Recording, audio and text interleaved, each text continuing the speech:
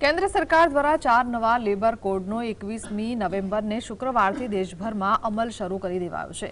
આ 4 લેબર કોડમાં wage code 2019, industrial relations code 2020, social securities code અને occupational safety, health and working conditions કોડનો સમાવેશ થાય છે। સરકાર દ્વારા જૂના 29 શ્રમિક કાયદાને એક સાથે જોડી દેવામાં આવ્યો છે, જેથી શ્રમિકોનું કલ્યાણ થઈ શકે અને કંપનીઓ માટે સંચાલન વધારે સરળ બનાવી શકાય।